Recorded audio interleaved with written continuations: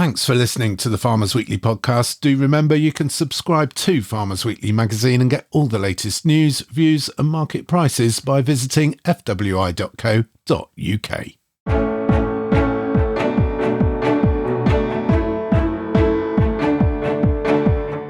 Welcome to the Farmers Weekly podcast. I'm your host, Johann Tasker, and in this episode, we're looking at technology and innovation in agriculture and how it can make farming easier.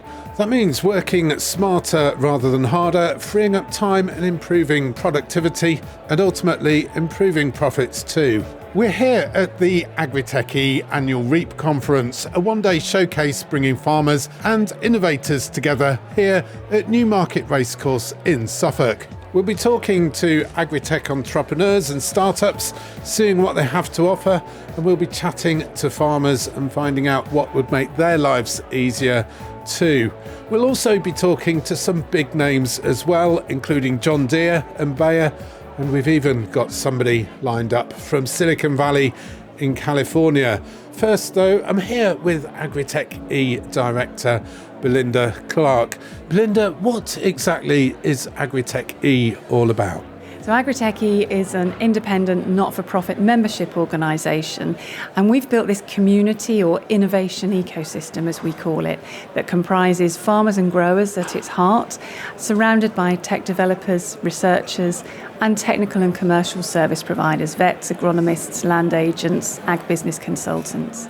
And the idea is that they get together and they come to this conference, which is now in its 11th year, and we exchange knowledge, literally about the latest technologies, the new things coming through, and the farmers help keep us grounded so we don't get too carried away with the art of what tech can do, but what it should do on farm.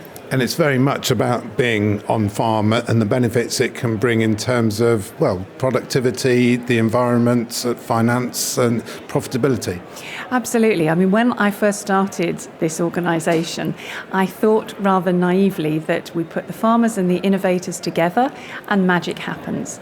And it does happen, but it's even more magical if you bring together the people who can advise on the finance, the business model, the management of the intellectual property, the way to actually get this in a professional way onto farm rather than it being a bit piecemeal and ad hoc. So we've moved a long way. The environmental conversation is much more prominent than it was when we started this conference over 10 years ago now. How do you give something the best chance of success? There are a lot of startups here. There are some really, really great ideas. Some of them will go all the way. Some of them will, unfortunately, maybe they're before their time. They might fall through the wayside. But how do you make it work? The ones that seem to be the most successful are the ones that are really understanding the on-farm challenge. And if they've got farmers and growers who are able to advise on shaping and informing the direction of that innovation, that helps a lot. The other, obviously money and finance is a big barrier. If you can crack that, that increases your chance of success. But increasingly, as some of these companies are maturing, we're seeing that the ability to scale up their solutions, whether it's manufacturing your new crop protection product at scale, whether it's, as we've been hearing, new glasshouse films to help enhance photosynthesis, you've got to be able to produce them at a scale and indeed a cost and a price point that works. And that is a really tricky bit. And often that's the thing that is the go, no-go decision as to whether a tech is going to make it into widespread commercial adoption. We've seen things in recent years like drones, like robots in fields, AI perhaps a little bit less visible. What do you think the next big thing is in agri-tech? I think the next big thing is probably going to be in 10 years where we see the big disruption. Until then, I think we will see probably more incremental changes, because remember, you can't just parachute in a very disruptive technology into a farm business. It's very disruptive. So we need to take this step by step, because we don't want to, throw the baby out with the bathwater and it just to be too difficult to absorb a radically new technology. It's got to go at the pace of the farming businesses. Belinda, thank you very much. Belinda Clark then, AgriTechE Director, with some pointers about successful innovation, the ones that provide real benefits at farm level to farmers themselves. And often they can be very simple ideas that simply make what we already do a lot easier. Hi, I'm Tom Scroop. I'm one of the co-founders of Soil Benchmark. And Tom, what have we got here? Tell me about it in a minute or something. Yeah, so we're a startup. We build soil management software, mainly for agronomists actually, as well as farms. And the idea is just to try and help speed up the kind of paperwork elements of some of the bits of SFI, the new Sustainable Farming Incentive. So our first product we launched about a year ago is for soil management plans. So one of the bits of SFI is worth £6 a hectare to any farm in England. And we built a system where you just type in your farm code, your SBI number, and it automates the whole creation of that whole plan. And it's been used by about 480,000 hectares now, so it's probably one of the most widely adopted plans out there. So you just put in your SBI number and you've got £6 a hectare. Exactly, yeah. All the risk maps are pre-populated, suggested like how you can manage the soils to mitigate those risks field by field. You can edit it if you like, it's completely editable, but it's all pre-populated if you want. And then that's kind of free to start. And then if you want the full plan, which actually is what gets you your £6 a hectare, you have to pay us. It's a couple of £100 for a farm. We do discounted rates for agronomists as well. I'm Neil Johnson from Dinow, which does semen testing in livestock. And tell me, Neil, what have we got here in terms of semen testing and what are the benefits for farmers? This DynaScan machine actually tests the lifetime of semen inside the female animal. The benefit is when we know how long the semen can survive inside the female, we can choose where to use that semen precisely. If it's low quality, we can assess whether the bull needs some medical intervention. If it's medium quality, we can choose to put that in with the younger, more fertile female animals. And the fitter sperm we can put with our more fertility-stressed, high-yielding cows. So the benefit of that is going to be that you're matching the semen to the animal? Yes, you are, and that can lead to anywhere upwards of 8% improved conception from what we found from our current research. So that is going to be good, 8% improved conception, also saving money as well? Saving money, and if you're using the expensive straws, £28 each, we can test those straws to make sure they're working. And similarly, if you've got a straw, say a beef straw within your flask, we can take 2 of those straws, one at the start of your season, one at the end of your breeding season, and we can see how well your flask is performing and how well your AI guy's performing, or girl. 2 successful startup companies there, Soil Benchmark and Dinow. And AI in this case meaning, of course, artificial insemination, not artificial intelligence, although we will be talking about artificial intelligence later. Now, it would be wrong to think that AgriTechE is all about geeks and entrepreneurs fawning over the latest whizzy farming technology. Yes, there's a lot of that here, but there are also some big established names here too, global players from the world of agriculture keen for a piece of the action.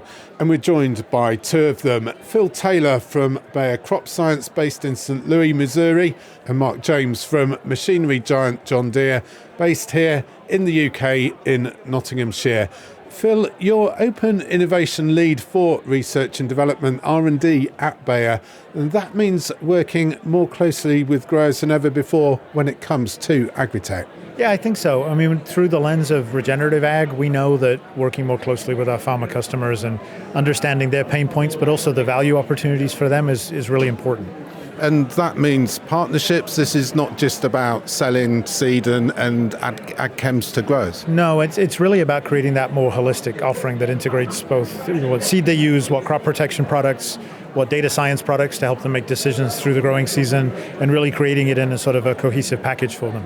And on a practical level, what does that mean for a farmer, for a grower? Well, our hope is that it ultimately results in higher productivity and higher profits for them, that they're able to sort of use the tools that us and all kinds of other companies are bringing forward to maximize their operation. And Mark James from John Deere, some of those tools for tractors, as it were, farmers will be familiar with things like Isobus, which allows different machines to talk to each other. We can expect to see more and more of that sort of thing. For sure, absolutely. I mean, standardisation around that kind of connection, but also around things like file formats, especially for farmers wanting to get more involved with precision agriculture and those kind of things. That kind of interoperability that you get with Isobus, yes, is going to become much more important. And we kind of made the decision quite a long time ago that all of our forthcoming machines will be Isobus compatible.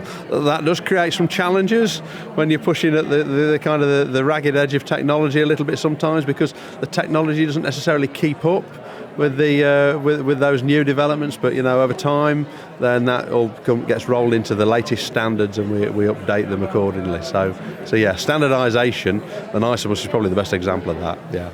And your goal of developing a fully autonomous farming system, that means working increasingly with other companies too. Collaboration is the name of the game here, not just competition. Absolutely, it certainly is, Johann. I mean, what we're looking at really is a fully autonomous production system. So we're looking from going to the cultivation, the crop establishment, applying the nutrients, applying the crop protection products, and then harvesting that crop. We don't make all the parts of that chain, so we have to collaborate with somebody, and that kind of, again, standardization, file formats, interoperability, connectivity between machines, it's absolutely vital. It will not fly without all of those parts working together. And Phil, where does Bayer fit into all of this? This what for many growers is a new way of doing things. Yeah, I think, as the systems come together and there become more options, I think farmers, have a huge voice in this. And, we're doing what we can either to engage farmers on a one-on-one basis and think about their operations and their systems and how they're using the different pieces of this enormously complicated puzzle to maximize their operations, but also make sure when we're thinking about new technologies and new opportunities, we're bringing the voice of the farmer and the voice of the customer sort of into that conversation and say, okay, does this make sense? How do we move it forward in a logical way? And doing that through either, one-on-one type direct interactions, or bringing farmer groups, farmer grower groups, certainly like we have in the US, into the types of consortium and collaborations that we've been talking about this morning. So is this a case then that each part of the value chain has to see profit, has to be viable for the whole thing to work together? I mean, that's the thesis, right? If we don't create a system where there's value for every player, it'll fail somewhere.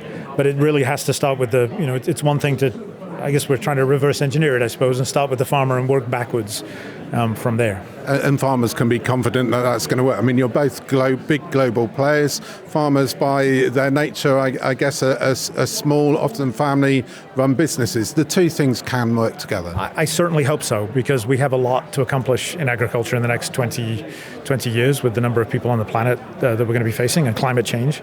So it's, agriculture is a team sport. We have to work on it together across the industry, across the value chain. Otherwise, we're going to have some real challenges. Thank you very much. Same for John Deere, Mark. Yeah, absolutely it is. I mean, really everything that we work towards is about creating more value for the end user, for the farmer. More economic headroom for the farmer to make a margin, to actually make these technologies pay is pretty important. And at the end of the day, it all trickles down. If it's good value for the farmer makes money. At the end of the day, then we make money. And that's what it's all about. Mark James from John Deere, Phil Taylor from Bayer Crop Science, thank you very much. Revolutionise your livestock farming with Avent. Handle feed, bedding and manure with ease thanks to our compact loaders. With a vast range of attachments, Avent makes every task quicker and simpler. Enhance your farm's productivity. Search for Avent now. The Farmers Weekly Podcast.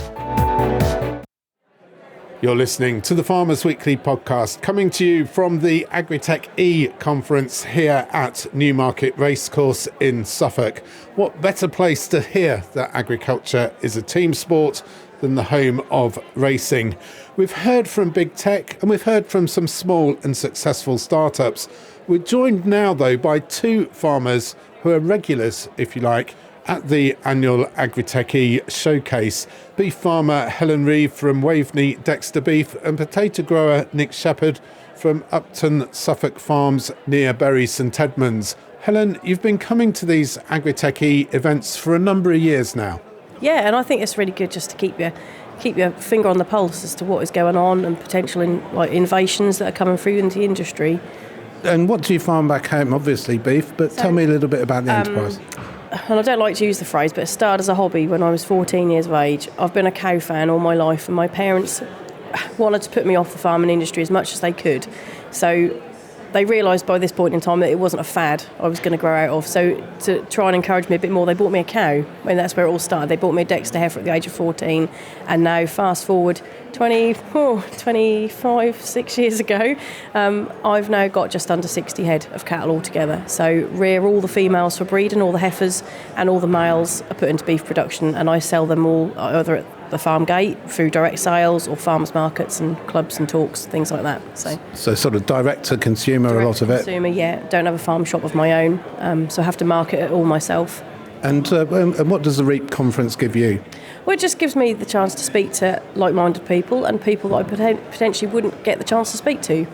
Scientists, people that are in technology, research, that kind of thing. It just really helps you to see that you're not just a farmer on rented land with, just my small little herd of cows. There is more to my industry than what there is in my little sector. Yeah. Thank you. And Nick Shepherd from Upton, Suffolk Farms, more of an arable farmer. Yes, we're an arable farm, predominantly root crops, growing potatoes and onions for supermarkets, sugar beet for British Sugar, and maize and rye for a AD plant, which is on site. And you're an AgriTechE member? Yes, we are indeed, and have been for several years. And what does that give you, Nick? It's an insight to what is going to be happening in the future, what technology to keep an eye on, what technology that might not be applicable to yourselves, but it is just looking 5-10 years ahead. So a bit of horizon scanning. What's caught your eye today? It's measuring the AI, measuring what we're doing right, what we're doing wrong, and how I can implement that within the business to make better decisions.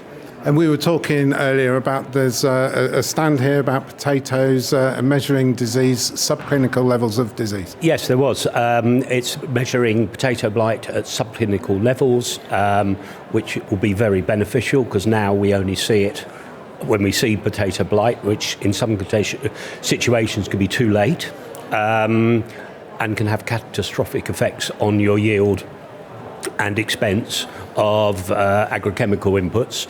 So that would be fantastic if that becomes readily available and economic.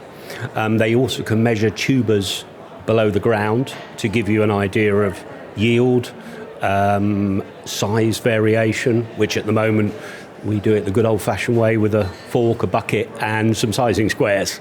So it's going to be using technology to do something that, well, as you've just said, you're digging up, you're using a spade, you're doing field walking, etc. It's going to make your job easier. Correct. We've just then got to get the confidence to trust it. And Helen, anything caught your eye?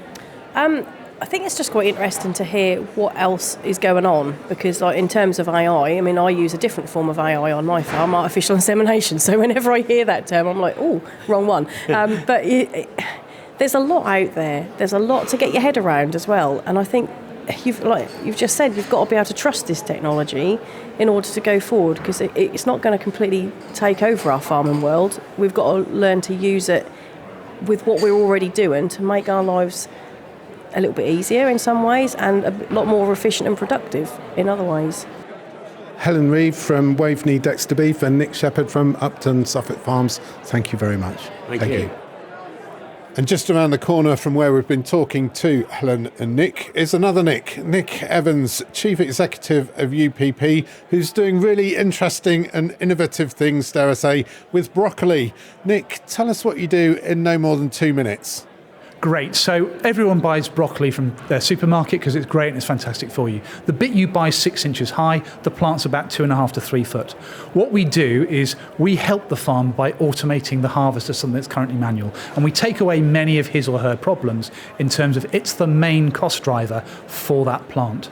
In return, what we do is we take the stalk and the stem, and using a proprietary process, we turn it into a protein that you can put in burgers, sausages, breads, soups, sauces, smoothies, even dog food, and turn it into something that's good for you, comes from the UK, and gives you a better bundle of nutrients than you'd otherwise get. So you're solving a problem for the growers in terms of labour, but also creating something from a byproduct, yeah? Great, that's exactly it. We call it a side stream, and what we do is take something that's currently waste that will be left in the field to rot down and produce methane, which is really bad for the environment, but we take it and we turn it into something that's really valuable. We have our 4 Ps. There's the people, the consumer, we give you something healthier.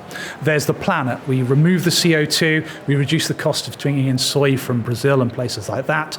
Then on top of that, there's the partner, the people at the supermarkets whom we work with, etc. And then there's the final P, the producer, the food manufacturer. And what we're giving them is a way to innovate with a great healthy product that differentiates them in the market and also saves them money. And in terms of import substitution, that's going to be good for the environment as well, yeah? Clearly, because you can look at our product in several different ways. It could displace things like pea protein and soy protein brought in from abroad, quite often South America, with all the different perceived issues of growing those crops there. And we're displacing it with something that's already grown in the UK. So we're displacing something grown for purpose with something being grown anyway. So very much a fantastic saving of CO2, and that's before you add in the food miles and the CO2 associated with food transport. And in terms of networking here at the conference, how's it been for you today, Mark? Well, it's been fantastic. We've had great engagement from a leading supermarket, great engagement from a leading FMCG, great engagement from a seed manufacturer, and also one of the headline speakers who was talking about the power of AI really gelled with what we're doing, because we said basically we are a data generation machine, and that data can be taken and converted into value for the farmers. And the next steps for you then being? Well, the next steps for us is we're very fortunate. We've had pilot scale production of our protein. We're looking forward to scale that to manufacturing scale and start deploying in Scotland, and also deploying several of our harvesters again up in Scotland in order to realise the value that we're going to create for the UK farming community. Nick, thank you. That's Nick Evans from UPP. Well, earlier we promised you we had somebody here from Silicon Valley in California. We also said we'd be talking a little bit more about artificial intelligence. Now, 2 for the price of 1. AgriTechE REAP conference keynote speaker Elliot Grant fits the bill perfectly for both those things. And I caught up with him straight after he delivered his absolutely spellbinding presentation. I'm Elliot Grant. I lead a company called Sapiens Machina, and I come out of Silicon Valley. Elliot, artificial intelligence, it seems to be everywhere at the moment, increasingly important in all our lives. What does it mean for agriculture?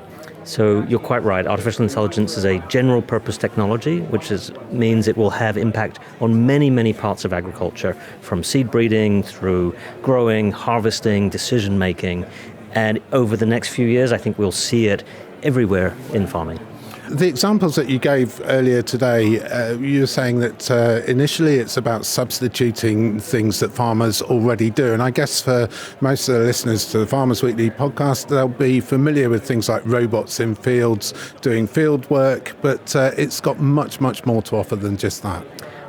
You know, I think when we think about AI in agriculture, we all jump to think about robots in fields. I actually think the first place we'll see it is going to be a little bit more mundane, which is filling in paperwork, simplifying forms, automating tedious tasks. I actually think that AI will be a bit of a blessing for many farmers who we can offload some of the more tedious work to AI, I'd call that substitution, and spend more time on the value-added work like deciding what to grow next year, or deciding when to harvest, or working on training people for the farm.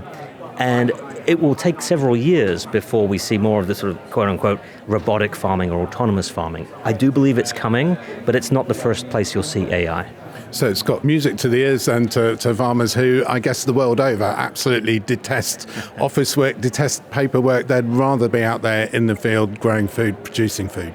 100%. One of the things I recommend people do is to get familiar with AI right now. There are free tools available online, whether it's ChatGPT or Google's Gemini, or Google just launched a tool called Notebook LM. These are free tools, they're easy to use, and you can just start to see how AI could help you in your everyday life. Whether it's uploading a complicated government document and asking the AI to help you understand it. These are the kind of everyday applications of AI which I think people will be thrilled about. And over time, it will build confidence in this general purpose technology so we'll be ready when the more sophisticated tools come along. And what do you see those sophisticated tools being, those more sophisticated tools? So I would break this into two different groups. In row crop agriculture, we already see companies like John Deere bringing to market precision spraying, what they call see and spray machines, that hold the promise of dramatically reducing chemical usage, which is good for the environment and good for farmers' wallets. And then in the specialty crop industry side, we see labor replacement, automation, where labor is very difficult to get. The availability is clearly tough in the UK. The opportunity to use automation to do things like apple picking just this year has become much more plausible than I think we've ever seen before. And beyond that, the potential to transform agriculture, perhaps? I think that's absolutely. I think about first step is substitution, second step is augmentation, as I said, and that third step, you used the word, is transformation. An agricultural ecosystem that has the promise of feeding everyone with nutritious food, keeping farmers profitable, and doing it in a way that's sustainable for the planet. It's not going to be easy. There's no silver bullet to that, but I think AI will be a critical part of achieving that vision that I think we all hold. Still a role for farmers, though, or will the job be completely different? You know, if I was an accountant or a lawyer, I'd be much more worried than being a farmer. It's the kind of job which is still very challenging. It's visual, it's multi-sensorial, and it's manual. Those are hard things for robots, so I think you're safe for a while. So it's a tool that we can embrace rather than one that we need to be apprehensive or fearful of. I hope that is exactly the attitude people take, is embrace it, use it, and shape it, right? Drive what you want from it. And I think the danger is to ignore it. Elliot Grant, thank you very much. Thank you very much. Elliot Grant, shaping the future of artificial intelligence in agriculture. Very much some food for thought there, and producing food is of course what farming's all about.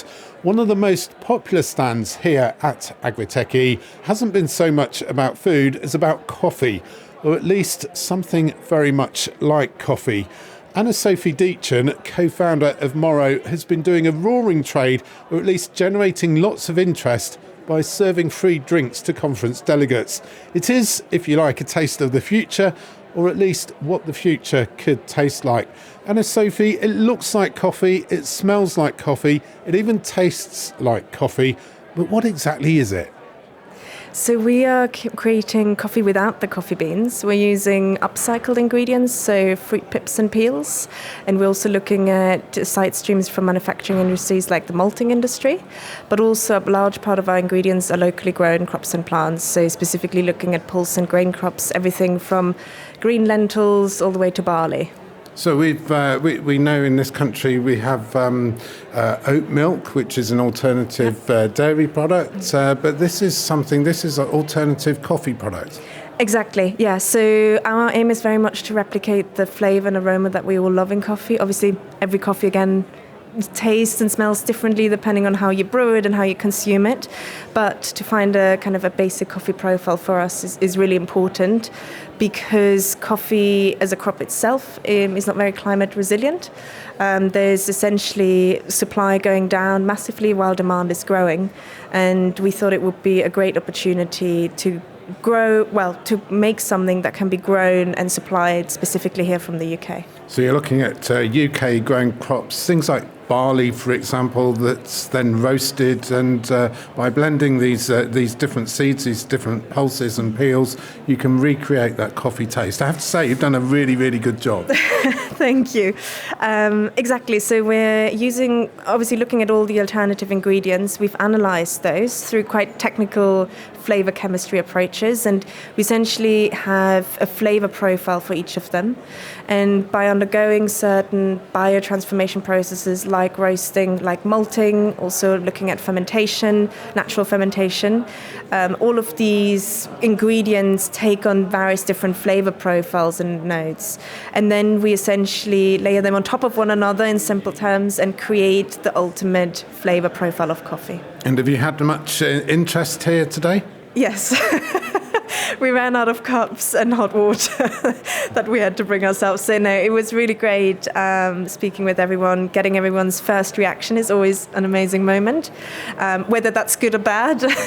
But it helps us to keep iterating ahead of the official product launch in 2025. So 2025 is your launch, and some growers here today have expressed an interest in possibly growing crops for you to make your non-coffee coffee.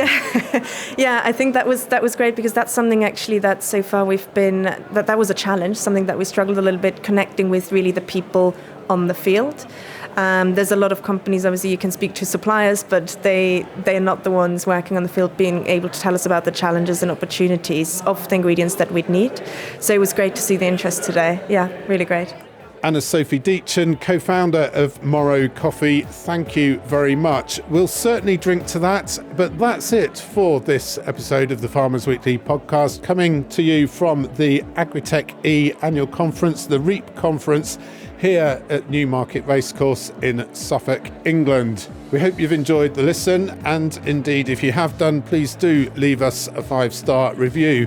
Please do subscribe to the Farmers Weekly podcast wherever you get your podcasts, and do remember you can get in touch by emailing us at podcast@fwi.co.uk. If you're in the UK itself, you can also message us by texting the word farm followed by your message to 88440. We'd love to hear from you, your thoughts on agri-technology, the future of farming, indeed on any topics related to agriculture that you think we should be covering. For now though, until next time, I'm Johann Tasker. Thank you for listening.